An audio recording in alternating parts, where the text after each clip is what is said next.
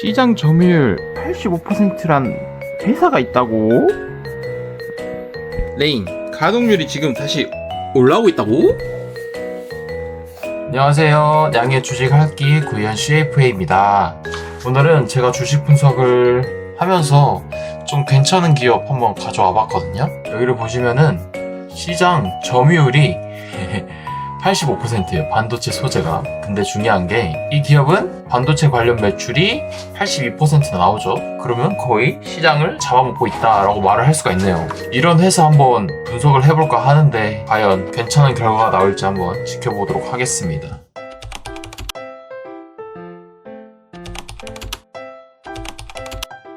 우선 산업 구조를 보면 전형적인 반도체 소부장 중 소재 기업입니다. 반도체 산업은 크게 칩 제조사, 장비, 소재로 이어지는 구조를 가지고 있는데 이 회사는 이중 공정용 화학 소재를 공급하는 회사입니다. 주요 고객사는 삼성전자와 SK 하이닉스 같은 메모리 제조사이며 낸드와 D램 공정에서 사용되는 식가계, 불상계 소재, 프리커서 등의 화학 소재가 핵심 제품입니다. 실제로 회사 매출의 대부분이 반도체 소재에서 발생하고 있고, 여기 보셨죠? 저희 반도체 소재에서 발생하고 있고, 이 기업이 속한 산업의 특징은 반도체 생산량이 증가하면 소재 사용량도 비례적으로 증가한다는 점입니다. 따라서 이 기업 같은 소재 기업의 실적은 고객사 반도체 공장의 가동률, 설비 투자, 공정 전환과 직접적으로 연결됩니다. 그러면 한번 이제 분석 들어가 보도록 하겠습니다. 가장 먼저 출발점은 반도체 소재의 판매 가격, 원재료 가격, 가동률입니다.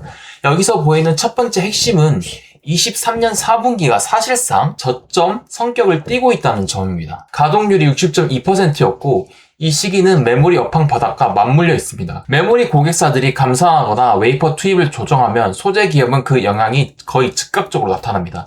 장비 회사처럼 수주 잔고로 몇 분기 버티는 구조가 아니라 공정이 돌아갈 때마다 소재가 소모되는 구조이기 때문에 가동률 저하는 솔브레인 같은 회사의 바로 매출 압력으로 반영됩니다. 여기서 중요한 것은 단순히 60%가 낮다는 것이 아니라 이 회사 실적의 출발점이 내부 경쟁력 악화가 아니라 전방 산업 바닥에서 시작되었다는 점입니다. 업황 바닥에서 가동률이 내려간 기업과 시장을 잃어서 가동률이 내려간 기업은 이후 회복 양상이 완전히 다르기 때문입니다. 24년 들어 가동률이 67% 내외로 회복되는 흐름은 산업 회복 초기의 전형적인 모습입니다. 흥미로운 점은 이 구간에서 제품 가격과 원재료 가격이 모든 큰 폭으로 움직이지 않았다는 점입니다. 이는 24년 상반기부터 3분기까지 회복이 가격이 아니라 물량 회복 중심이었다는 뜻입니다. 실제로 매출액을 보더라도 24년 이때 증가를 했죠. 이때 가동률도 증가를 했고 가격이랑 원재료 가격은 거의 그렇게 크게 반등하진 않았고 그러면은 물량 회복의 중심이라는 걸 체크할 수가 있죠. 반도체 소재 회사는 업황 회복 초기에 보통 가격보다 가동률과 투입량이 먼저 움직입니다. 고객사가 먼저 생산을 정상화하고 수율과 재고를 안정화한 뒤에야 공정 미스 변화나 고부가 소재 침투가 나타나기 때문입니다. 그러다 24년 4분기에 가동률이 58.35%로 내려가게 됩니다. 여기서 중요한 것은 이 숫자를 단순 악재로 보면 안 된다는 점입니다. 왜냐하면 같은 시기에 반도체 관련 매출이 완전히 무너지지 않았고 보실까요? 4분기 무너지진 않았죠. 반도체 매출이 오히려 증가를 했어요. 제품 가격도 붕괴하지 않았기 때문에 제품 가격도 한번 보도록 할까요? 24년 4분기 비슷하고 오히려 상승했고 원재료가 좀 많이 상승했으나 제품 가격은 뭐 붕괴되지 않았어요. 그럼 만약 진짜 수요 붕괴였다면 매출과 가격이 같이 무너졌어야 되는데 그렇지 않았다는 거고 이건 생산 스케줄 조정, 고객사 공정 전환 혹은 특정 라인의 셋업 조정 가능성이 더 높다는 의미입니다. 특히 솔브레인이 강점을 가진 식가격, 불상계 소재는 낸드 단수 전환이나 공정 변경에 따라 순간적으로 추락 흐름이 흔들릴 수 있습니다. 24년 4분기는 업황 재악화라기보다는 정상화 이후 다음 단계로 넘어가기 전 숨 고르기 구간에 가깝습니다. 매출적으로 넘어가 보면 25년 2분기와 3분기에 눈에 띄게 강해집니다. 25년 2분기에는 전분기 대비 13.82%라는 매출액 증가율을 보였고 25년 3분기에도 6.45% 증가한 것은 소재 기업 기준으로 꽤나 강한 숫자입니다. 이 흐름은 앞서 본 가동률만으로 완전히 설명되진 않습니다. 가동률 이때 한번 볼까? 25년 2분기 3분기 가동률을 보면은 56% 설명되진 않죠. 68% 지금 8분기 동안에 최고 가동률을 뽑아내고 있어요. 근데 가동률을 많이 뽑아내고 있는 분기에 퍼센티지가 많이 올라가진 않았고 가동률 최저점에 오히려 매출액 증가율이 더 많이 올랐죠. 전분기 대비해서. 여기서 깊게 읽어야 할 부분은 매출이 이제 단순한 물량 회복만으로 움직이지 않고 제품 미스와 공정 침투도 변화의 영향을 받기 시작했다는 점입니다. 같은 웨이퍼 투입량이라도 더 고단 낸드, 더 복잡한 공정, 더 거순도 소재 침투가 늘어나면 소재 매출은 더 크게 증가할 수 있습니다. 솔브레인의 사업 특성상 이건 매우 중요하거든요. 이 회사는 단순 범용 케미컬 회사가 아니라 고객 공정 깊숙이 들어간 소재를 파는 회사이기 때문에 업황 회복 후반으로 갈수록 단순 가동률보다 공정 난이도 상승이 매출 레버리지를 만드는 경우가 있습니다. 그리고 내수, 수출 퍼센티지 비중도 보면은 재밌거든요. 전체적으로 수출 비중이 높아지지만 25년 2분기 보시면은 내수 비중이 크게 올라왔다가 25년 3분기에도 예전보다 높은 수준이죠. 예전이라고 하면은 지난 6분기 대비해서 더 높은 수준을 유지하고 있다는 거예요. 이건 그냥 지역 비중 변화가 아니라 국내 주요 고객사 혹은 국내 기준 매출 인식 구조의 변화 가능성을 시사합니다. 솔브레인 사업을 생각하면 이 부분은 삼성전자, SK 하이닉스, 국내 라인 혹은 국내 생산기지 기준 출하 흐름과 연결해서 읽는 것이 자연스럽습니다.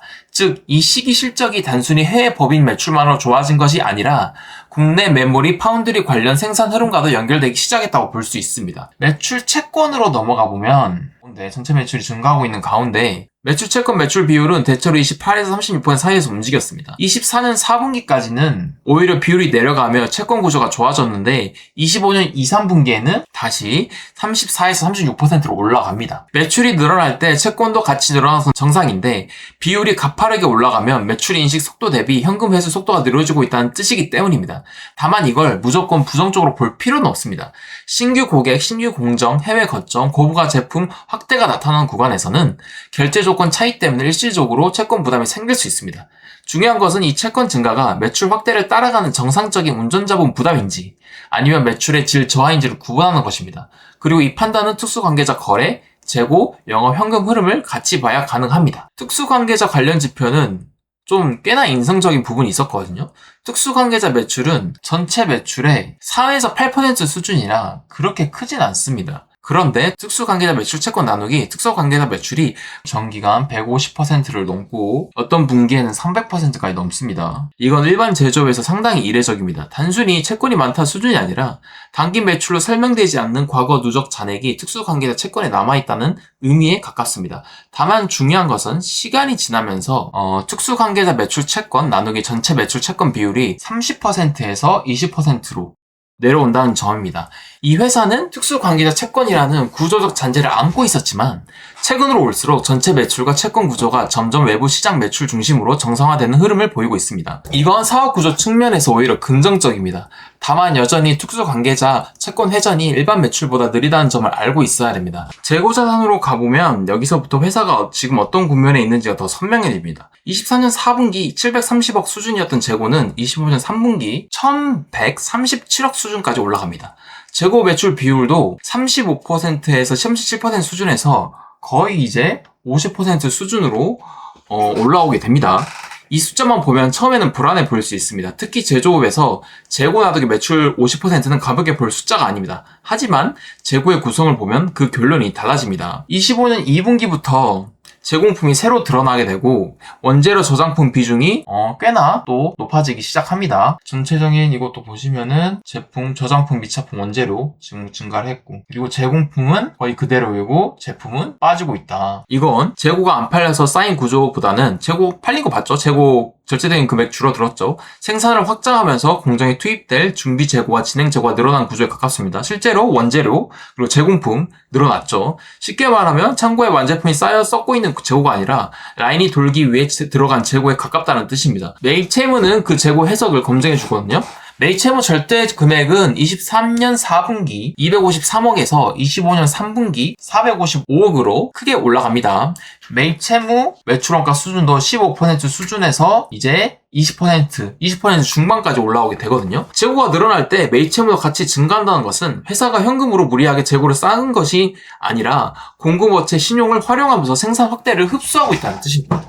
다시 말해 재고 증가는 있었지만 그 부담을 전부 자기 현금으로 떠안지 않았습니다. 공급망 전체가 생산 확대를 따라가고 있다는 의미입니다. 특히 매입 채무 나누기 재고자산 비율이 큰 폭으로 무너지지 않고 30% 후반에서 40% 수준을 유지한다는 것은 재고가 늘어도 공급망 신용이 적절히 붙고 있다는 뜻입니다. 이건 반도체 소재 기업에서 좋은 신호이고 공급망이 경직되어 있거나 원재료 확보가 불안하면 이런 구조는 잘 안 나옵니다. 이제 운전자본을 보면 앞에 모든 것이 하나로 묶입니다. 운전자본 절대 금액은 2,321억 원에서 2,834억 원까지 올라갔습니다. 운전자본 나누기 매출 비율은 111%에서 120% 범위에서 비교적 안정적입니다. 이건 대단히 좋은 포인트입니다. 왜냐하면 성장하는 기업이 가장 위험해지는 순간은 매출보다 운전자본이 더 가파르게 늘어가는 순간이기 때문입니다.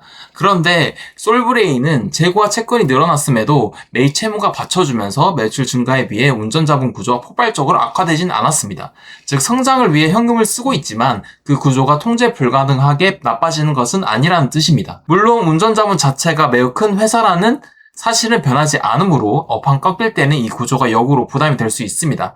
하지만 적어도 이번 8분기에서는 운전자본 성장과 함께 올라가는 정상적인 확장 패턴에 가깝습니다. 영업활동 현금 흐름은 24년까지 비교적 안정적으로 좋았습니다. 그런데 25년 1분기에 2분기에 급격히 줄어들거든요. 이건 딱 우리가 앞에서 본 구조와 맞습니다. 재고 증가, 채권 증가, 운전자본 확대가 영업 현금을 흡수한 것입니다. 25년 3분기에 영업 현금이 크게 뛰었거든요. 이건 앞서 흡수했던 운전자본 일부가 다시 돌아오기 시작했다는 의미이고, 즉 이 회사는 성장하면서 현금을 계속 먹기만 하는 구조가 아니라 운전자본이 늘어나는 시점과 회수되는 시점이 구분되는 상대적으로 건강한 현금 순환 구조를 가지고 있습니다. 투자 활동 현금 흐름에서 뽑아낸 유형자산 투자 금액, 그리고 유형자산 중에서 기계장치, 그리고 건설 중인 자산은 이번 8분기 분석 핵심 장면이거든요.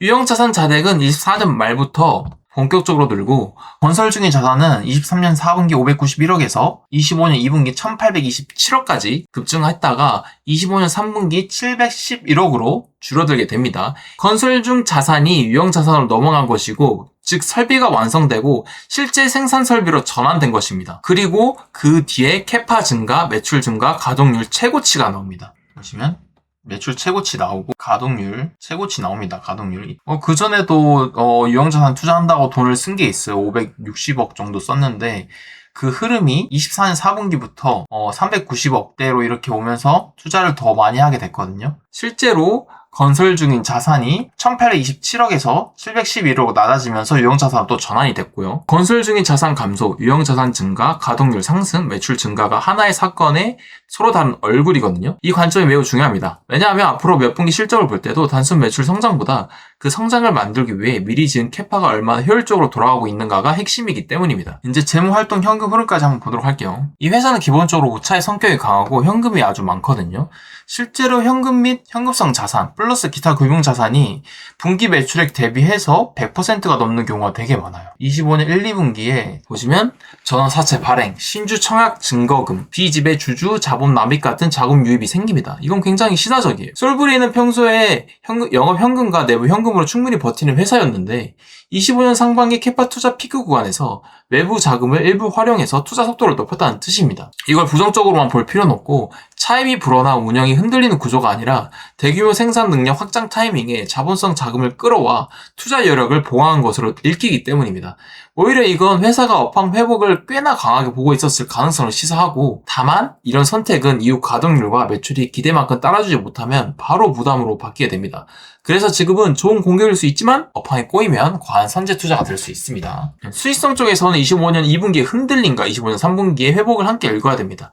매출 총이익률과 영업이익률은 24년에는 그래도 매출 총이익률은 30%에서 20% 중반 수준, 그리고 영업이익률은 20% 초반에서 10% 후반 수준을 유지를 하고 있었거든요. 25년 2분기에는 매출 총이익률이 감소했지만 25년 3분기에는 회복을 했고 영업이익률도 감소 회복 패턴을 보이고 있습니다. 단순히 원가율이 한번 나빠졌다가 좋아진 것이 아니라 앞에서 본 모든 구조, 즉 캐파 확대, 재고 증가, 재고품 신설, 영업 현금 흐름 저하, 투자 활동 피크가 25년 2분기라는 하나의 비용 구간으로 모여든 것입니다. 그리고 25년 3분기에는 건설 중 자산이 줄고 유형자산 전환이 진행되면서 그동안 비용처럼 보였던 것이 실제 매출과 가동률로 연결되기 시작한 거 보셨죠?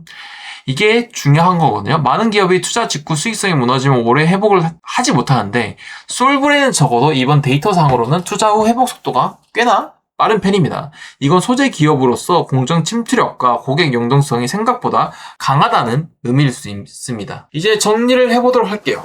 사업과 연결해서 한번 정리를 해볼 거거든요. 솔브레인은 매출의 대부분이 반도체 소재이고 그 반도체 소재는 고객사의 공정에 깊이 들어간 제품입니다.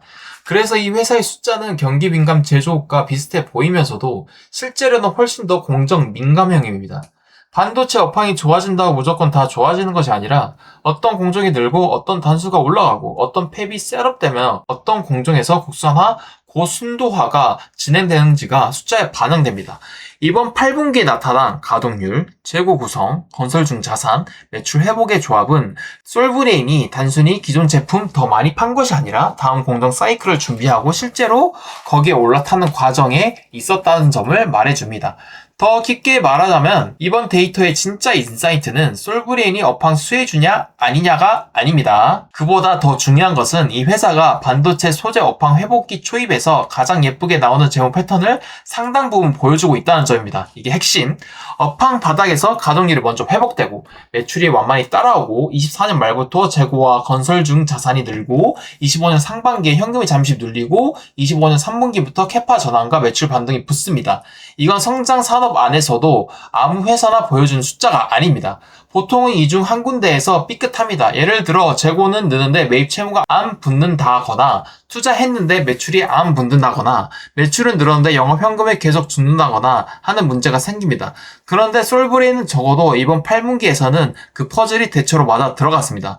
물론 경계해야 할 포인트는 분명합니다. 첫째, 재고나득 매출 비율이 50%까지 올라간 것은 가볍게 볼 숫자는 아닙니다. 지금은 원재료와 재고품 건강한 증가로 해석되지만 만약 다음 분기부터 매출이 기대에 못 미치고 바로 제품이 쌓인다고 하면은 바로 부담으로 이어질 수 있거든요. 둘째, 전체 매출 채권 매출 비율이 25년 들어 다시 높아진 부분, 그것도 체크를 해야 돼요. 성장하면서 생기는 자연스러운 부담일 수도 있지만 회수 속도가 늦어지고 있는 구조로 고착되면 현금 흐름 압박도 받을 수 있기 때문에 한번 체크해야 되고, 세 번째, 이번 투자 사이클은 아직 초입일 가능성이 높아요. 이미 캐파는 올라왔지만 앞으로 그 설비가 얼마나 빨리 채워지는가 중요합니다. 업황이 기대만큼 강하면 레버리지는 좋겠지만 업황이 흔들리면 감가상각과 재고 부담이 동시에 올라올 수 있습니다. 그럼에도 불구하고 전체적으로 보면 솔브레인의 지난 8분기는 바닥에서 회복한 회사가 아니라 회복을 넘어서 다음 생산 사이클을 준비한 회사의 숫자에 더 가깝습니다. 그리고 이건 단기 실적보다 더 중요한 포인트입니다.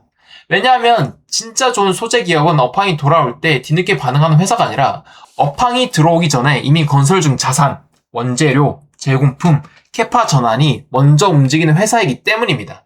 솔브레인은 그 그림을 상당 부분 보여줬습니다. 마지막으로 한 문장으로 정리하겠습니다. 이번 8분기 추이 분석으로 드러난 솔브레인의 본질은 메모리 업황 저점을 지나 고객사 공장 확장과 함께 생산 능력으로 선제적으로 키우고 그 과정에서 운전자본 현금을 일시적으로 소모했지만 다시 매출과 현금 창출로 연결시키기 시작한 반도체 공정용 화학 소재 기업이라는 것입니다. 지금까지 우리는 솔브레인을 단순히 반도체 좋아지면 같이 오른 소재주로 본 것이 아니라 메모리 업황 바닥 통과, 가동률 회복, 재고 선축적, 캐파 확장, 건설 중 자산의 유형자산 저단, 매출 성장 가속, 영업 현금 흐름의 일시적 둔화 후 회복이라는 하나의 큰 서사로 읽었습니다. 그리고 이제 POR 밴드와 시가총액 영업활동 현금 흐름 밴드는 시장이 이 서사에서 어느 정도의 프리미엄을 주고 있는지를 보여줍니다. 먼저 POR 밴드부터 보겠습니다. 현재 POR은 108.47배이고 제가 계산을 했습니다. 과거 8개 분기 밴드를 보면 분기 최고 POR 기준으로 대체로 40배에서 70배 수준으로 움직였고 가장 높았던 구간이 23년 4분기 103.15배였습니다. 분기 최저 POR도 대체로 35배에서 76배 정도였는데 현재 108.47배는 사실상 최근 8분기 밴드 상단을 넘어서는 수준입니다. 지금 시장은 솔브레인의 영업이익을 평범하게 보지 않고 있습니다. 단순 현재 영업이익에 가격을 매기는 것이 아니라 앞으로 커질 영업이익을 상당 부분 선반영하고 있다는 뜻입니다. 여기서 중요한 거는 고평가가 완전히 뜬금없는 이야기는 아니었습니다. 솔브레인의 지난 8분기를 복귀해보면 이 회사는 그냥 업황 받는 수혜를 받는 것이 아니라 반도체 소재 가동률이 24년 4분기 60.2%에서 25년 3분기 68.45%까지 올라왔고 반도체 관련 제품 상품 매출도 1425억 수준에서 2023 3억 수준까지 증가했습니다. 동시에 건설 중 자산이 25년 2분기까지 누적적으로 증가했다가 25년 3분기에 큰 폭으로 줄면서 유형 자산으로 전환되었고 그 직후 캐파 증가와 매출 성장 가속이 붙었습니다. 즉 시장 입장에서는 솔브레인을 단순 현재 이익으로 볼 필요가 없습니다. 이미 숫자상으로 투자 선행, 생산 능력 확장, 실적 회복의 초기 증거가 나왔기 때문입니다. POR이 높게 나오는 것은 이런 기업에서 자주 나타나는 현상입니다. 시가총액 나누기, 영업활동 현금 흐름 밴드도 보도록 할게요. 현재 값은 40.76배입니다. 과거 8분기 밴드를 보면 분기 최고 기준으로 24배에서 96배까지 꽤 넓게 움직였고 최저 기준으로 약 15배에서 81배였습니다. 현재 40.76배는 역사적 범위 안에 있긴 하지만 아주 싸다고 보기도 어렵고 아주 극단적으로 보기도 어려운 중산단 정도의 애매한 위치에 있습니다. 이 지표가 POR보다 더 흥미로운 이유는 솔브레의 영업 현금 흐름이 지난 8분기 동안 꽤 크게 흔들렸기 때문입니다.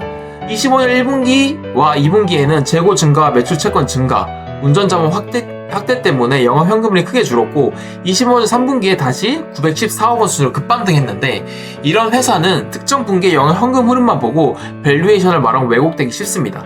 현재 40.76배라는 숫자는 시장이 솔브레의 영업 현금 흐름을 일시적으로 눌린 저점이 아니라 정상화된 현금 창출력으로 환산해서 보고 있는 중간 이상의 가격이라고 해석하는 것이 맞습니다. POR은 지금 108.47이니까 POR은 상단 초과, 그리고 시가총액 나누기 영업활동 현금 흐름은 지금 40.76이니까 중단 정도에 위치하고 있고 이 조합은 굉장히 시사적입니다. 시장은 솔브레인의 회계상 영업이익에는 매우 큰 프리미엄을 주고 있지만 현금 창출력에 대해서는 조금 더 보수적으로 보고 있다는 뜻입니다. 저는 이 두 밴드를 합쳐 최종적으로 해석하면 이렇습니다. 솔브레인은 재무제표상으로 저점을 지나 다음 생산 사이클로 들어가는 반도체 소재 기업이고 사업적으로도 고객사 캐파 확장과 공정 고도화에 올라탈 준비를 마친 상태에 가깝습니다. 시장은 그 점을 이미 상당 부분을 인지하고 있고 영업이익 기준으로는 매우 공격적인 프리미엄을 영업 현금 흐름 기준으로는 다소 절제된 프리미엄을 주고 있습니다. 보수적으로 보면 이미 기대가 많이 들어가 있어서 추격 매수하긴 부담스럽고 긍정적으로 보면 지난 8분기 숫자들이 보여준 캐파 전환과 매출 회복은 그냥 테마가 아니라 실제 사업 진척이 있기 때문에 완전히 놓치기도 아까운 자리입니다. 그래서 회사 자체는 매력적이고 가격은 만만하지 않은 상태입니다. 그래서 저는 이 회사 흐름은 괜찮은데 가격은 만만하지 않아서 좀 고민입니다. 투자 판단은 여러분의 결정에 맡기겠습니다. 이상 오늘 솔브레인 회사를 분석을 해봤는데 어떠셨는지 모르겠네요. 이 회사가 되게 캐파 확장도 했었고 그 캐파 확장에 따라서 바로 수익이 따라온다는 것 자체가 좀 의외였거든요. 보통 캐파 확장하고 그 수익이 바로 몇 분기 걸쳐서 따라오기 마련인데 그리고 가동률이 68%까지 증가를 했고 운전자본도 되게 안정적으로 관리가 되고 있고 매출 총이익률도 회복을 했고 그래서 다음 분기 때는 좀 괜찮은 흐름을 보이지 않을까라고 생각을 합니다. 이상 솔브레인 재무제표 분석을 마치고 다음 영상에선 패브리넷이라는 미국 기업이 있는데 그 분석도 한번 재미있게 만들어 가도록 하겠습니다. 감사합니다.